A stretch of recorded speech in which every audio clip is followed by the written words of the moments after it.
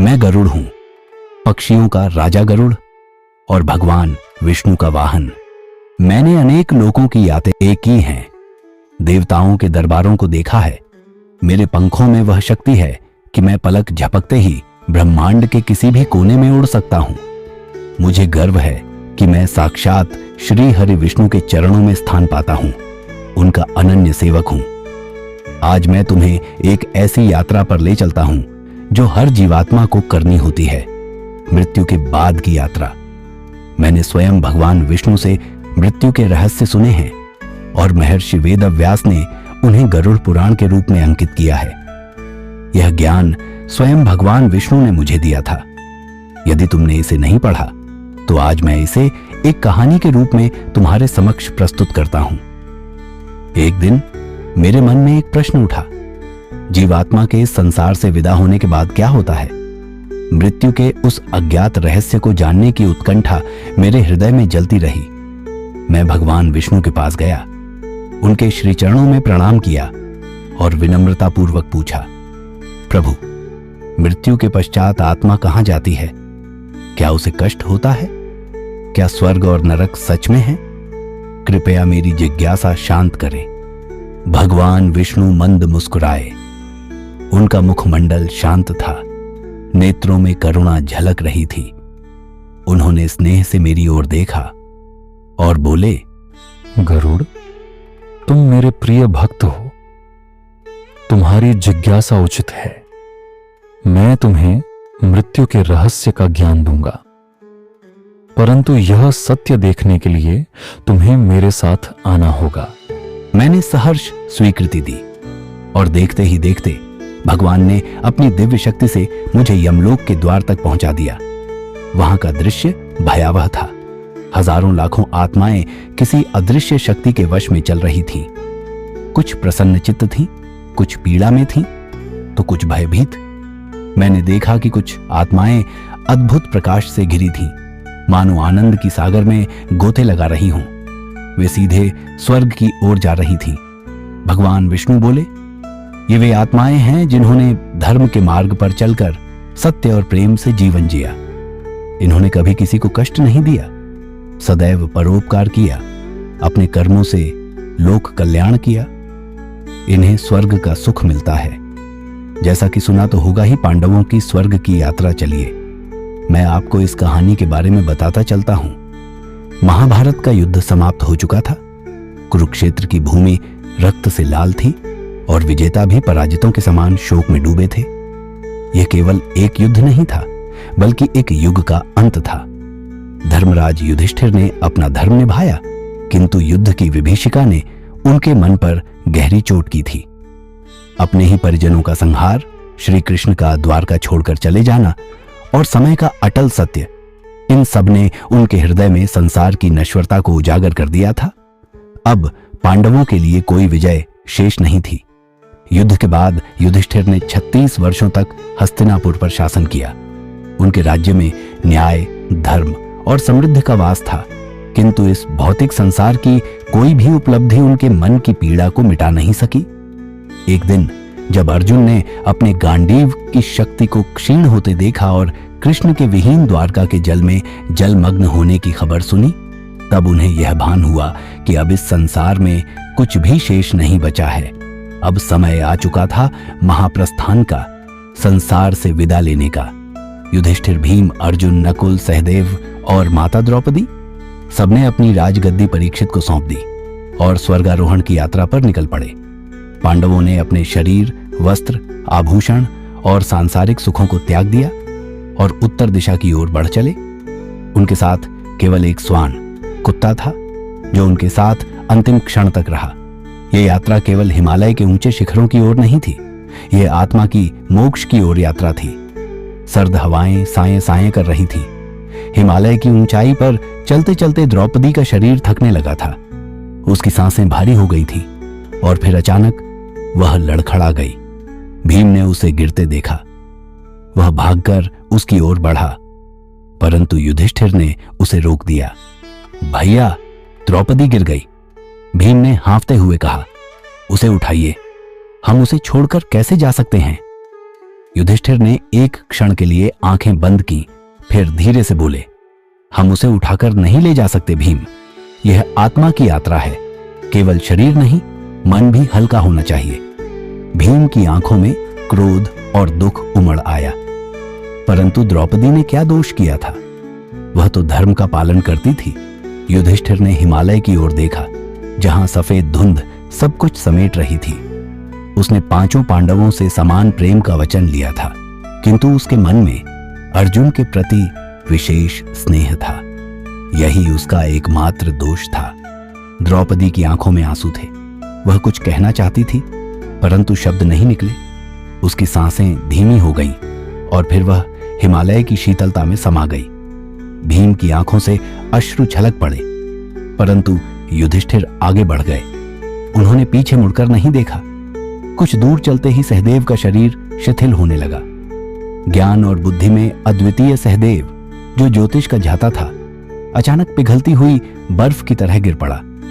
भीम ने उसे पकड़ने की कोशिश की, परंतु सहदेव के प्राण पहले ही उड़ चुके थे। भैया, सहदेव क्यों गिर गए? वह तो सबसे ज्ञानी थे। भीम ने व्यथित होकर पूछा। युधिष्ठिर का स्वर शांत था, परंतु उसकी गहराई में एक अटल सत्य था।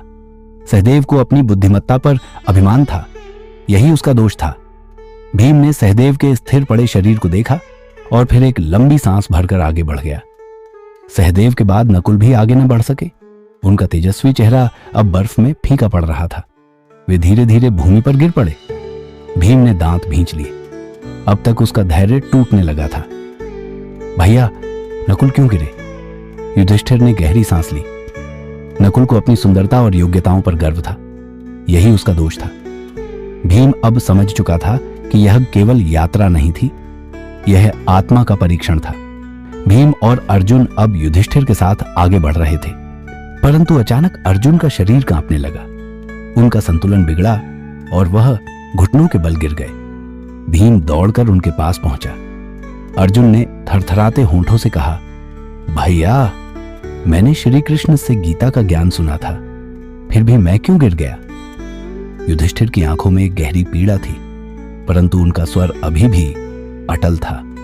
अर्जुन, तुमने प्रतिज्ञा की थी कि तुम गांडीव धनुष को केवल धर्म की रक्षा के लिए उठाएंगे, किंतु तुमने कई बार अपनी प्रतिज्ञा का उल्लंघन किया। इसी कारण तुम गिर पड़े। तुम्हारा अभिमान तुम्हें खा गया। अर्जुन ने एक क्षण के लिए आकाश की ओर देखा, फिर उनकी आंखें बंद हो गईं। भीम ने घुटनों पर हाथ रखकर एक क्षण के लिए सिर झुका लिया। यह यात्रा अब कठिन होती जा रही थी। अब केवल युधिष्ठिर और भीम बचे थे। अचानक भीम के कदम लड़खड़ा गए। वह भारी श्वास लेने लगा। उसने हिमालय के पर्वत को पकड़ने की कोशिश की, परंतु उसका शरीर धीरे धीरे बर्फ पर गिरने लगा। भैया, मैं भी गिर रहा हूं, परंतु मैंने क्या किया? भीम के चेहरे पर दुख था। वह सबसे बलशाली था, सबसे अधिक सहनशील। युधिष्ठिर के होंठ कांपे, परंतु उन्होंने सत्य को स्वीकार किया। भीम, तुमने धर्म का पालन किया, लेकिन तुम्हें अपने बल का अभिमान था। तुम भोजन और शक्ति के प्रति आसक्त थे, यही तुम्हारा दोष था। भीम की आंखों से आंसू बह निकले। क्या हम सचमुच मोक्ष प्राप्त कर पाएंगे भैया? युधिष्ठिर मौन थे। भीम ने अंतिम बार आकाश की ओर देखा और फिर उसकी आत्मा भी संसार से मुक्त हो गई। अब केवल युधिष्ठिर शेष थे। युधिष्ठिर अब अकेले थे। उनके साथ केवल एक श्वान कुत्ता चल रहा था। जब वे स्वर्ग के द्वार तक पहुंचे तो इंद्रदेव प्रकट हुए। युधिष्ठिर, तुमने धर्म के मार्ग पर चलकर मोक्ष प्राप्त किया है। आओ, स्वर्ग चलो। युधिष्ठिर ने पीछे देखा। मेरे भाई और द्रौपदी कहां हैं? इंद्रदेव बोले, उन्हें पहले अपने दोषों का प्रायश्चित करना होगा, बाद में वे भी स्वर्ग आ जाएंगे। युधिष्ठिर ने स्वर्ण कुत्ते को अपने पास बैठे देखा। मैं स्वर्ग तभी जाऊंगा जब यह कुत्ता भी मेरे साथ आएगा। मैं इसे छोड़कर नहीं जाऊंगा। इंद्रदेव हंस पड़े। यह केवल एक कुत्ता है, इसे लेकर स्वर्ग में प्रवेश संभव नहीं है। परंतु युधिष्ठिर अडिग रहे। तभी वह कुत्ता अपने वास्तविक रूप में प्रकट हुआ। वह स्वयं धर्मराज यमराज थे, जो युधिष्ठिर की परीक्षा ले रहे थे। युधिष्ठिर, तुमने धर्म की अंतिम परीक्षा पास कर ली। अब तुम सशरीर स्वर्ग में प्रवेश कर सकते हो। और इस प्रकार युधिष्ठिर अकेले ऐसे मनुष्य बने जो अपने शरीर सहित स्वर्ग गए। युधिष्ठिर और स्वान की यह कथा हमें सिखाती है कि धर्म केवल बल और ज्ञान से नहीं, बल्कि करुणा, निष्ठा और सत्य से पूर्ण होता है। युधिष्ठिर ने न केवल अपने भाइयों का साथ छोड़ा, बल्कि अंतिम क्षण तक सत्य के मार्ग पर अडिग रहे। उनके लिए स्वान, कुत्ता भी उतना ही मूल्यवान था जितना कि उनके अन्य साथी। युधिष्ठिर स्वर्ग पहुंचे, पर वहां उन्होंने अपने भाइयों और द्रौपदी को नहीं पाया। उन्होंने वहां कौरवों को आनंद में देखा। युधिष्ठिर ने क्रोधित होकर कहा, यह अन्याय है। मेरे भाई और द्रौपदी जिन्होंने जीवन भर धर्म का पालन किया, वे स्वर्ग में नहीं हैं, जबकि अधर्मी कौरव यहां हैं। तब देवताओं ने कहा, युधिष्ठिर, यह भी एक परीक्षा थी। तुम्हारे भाई भी स्वर्ग में ही हैं, परंतु उन्हें पहले अपने दोषों के कारण नरक के दर्शन कराने पड़े। अब वे सभी स्वर्ग में तुम्हारी प्रतीक्षा कर रहे हैं। युधिष्ठिर को अब वास्तविक सत्य का बोध हुआ। जब कोई प्राणी इस संसार को त्यागता है, तब यमदूत उसकी आत्मा को शरीर से बाहर निकालते हैं। अच्छे कर्मों वाले को सहजता से ले जाते हैं, जबकि पापी आत्मा के लिए यह कष्टदायक होता है। फिर मेरी दृष्टि कुछ और आत्माओं पर पड़ी जो भयंकर पीड़ा में चिल्ला रही थीं। उनके शरीरों से अदृश्य ज्वालाएं निकल रही थीं। वे तड़प रही थीं। यह दृश्य असहनीय था। भगवान विष्णु ने गंभीर स्वर में कहा, ये वे आत्माएं हैं जिन्होंने अधर्म का मार्ग चुना, अपने स्वार्थ के लिए दूसरों को पीड़ा दी, पाप और अन्याय किया। अब ये अपने कर्मों का फल भोग रही हैं। मेरा हृदय व्याकुल हो उठा। मैंने श्री हरि से पूछा, क्या इनका कोई उद्धार नहीं? भगवान विष्णु ने कहा, हे गरुड़, तुमने स्वर्ग के सुखों को देखा, धर्मात्माओं की आत्मा के मोक्ष का अनुभव किया, लेकिन क्या तुमने कभी सोचा है कि वे आत्माएं जो अधर्म, अन्याय और पाप के मार्ग पर चलीं, उनका क्या होता है? प्रभु, मैंने सुना है कि वे नरक में जाती हैं, परंतु मुझे नहीं पता कि उनकी यात्रा कैसी होती है। भगवान विष्णु मुस्कुराए और बोले, आज मैं तुम्हें वह कथा सुनाऊंगा जो मानव को उसके कर्मों का बोध कराएगी और यह दिखाएगी कि पाप का मार्ग कितना कष्टदायक होता है। भगवान विष्णु ने कहा, एक बार पृथ्वी पर एक राजा चंद्रकेतु राज्य करता था। वह प्रजा के प्रति कठोर था, लोभी था और अधर्म के कार्य करता था। जब उसकी मृत्यु का समय आया तो उसने देखा कि 4 भयानक यमदूत उसके पास खड़े हैं, काले, विकराल और प्रचंड। उनकी आंखों से अग्नि जल रही थी। यमदूतों ने राजा से कहा, राजन, अब तुम्हारे कर्मों का लेखा जोखा पूरा हुआ। अब तुम्हें यमलोक की यात्रा करनी होगी। राजा चंद्रकेतु भयभीत होकर रोने लगा, लेकिन अब कोई उसकी सहायता नहीं कर सकता था। पहले 13 दिन जब आत्मा शरीर त्यागती है, तब उसे अत्यधिक भूख और प्यास का अनुभव होता है, पर वह कुछ खा पी नहीं सकती। इस समय यदि उसके परिजन विधिपूर्वक श्राद्ध और पिंडदान करते हैं तो आत्मा को कुछ शांति मिलती है, अन्यथा वह तड़पती रहती है। चंद्रकेतु की आत्मा ने देखा कि उसके पुत्रों ने कोई विधि विधान नहीं किया। वह अत्यधिक व्याकुल थी, लेकिन वह उन्हें कुछ कह भी नहीं सकती थी। 14वां दिन अब आत्मा को यमलोक ले जाने की प्रक्रिया शुरू होती है। यमदूत उसे लेकर वैतरणी नदी की ओर बढ़ते हैं। यह एक भयंकर नदी है जिसमें रक्त, हड्डियां और मांस के टुकड़े बहते हैं। इसके पार जाने के लिए अच्छे कर्मों की नौका चाहिए। जिनके कर्म श्रेष्ठ होते हैं वे आसानी से पार चले जाते हैं, परंतु पापी आत्मा को तैरकर जाना पड़ता है और यह यात्रा असहनीय कष्टकारी होती है। वह राजा चैद्रकंगूत ने जब यह देखा तो वह कांप उठा। उसने यमदूतों से प्रार्थना की, कृपा करके मुझे जाने दो, यह नदी भयानक है। तरयमदूत हंस पड़े और बोले, नती महारुए जीवन में किए गए पापों ने तुम्हें इस स्थिति में पहुंचा दिया है। अब तुम्हें इसका फल भोगना ही होगा। वैतरणी नदी पार करने के बाद आत्मा को नरक के द्वारों से गुजारना पड़ता है। नरकों के नाम हैं, 1 तमिस्र, जहां लोभी और अत्याचारी लोगों को अंधकार में रखा जाता है। 2 अंधतमिस्र, जहां विश्वासघातियों को घोर पीड़ा दी जाती है। 3 रौरव, जहां निर्दयी व्यक्तियों को जलते लोहे पर घसीटा जाता है। चोर महारायरव, यहाँ क्रूर हत्यारों को भयंकर यातनाएं दी जाती हैं। 5 कुंभिपाक, जहां मांसाहारी और निर्दयी लोगों को खौलते तेल में डाला जाता है।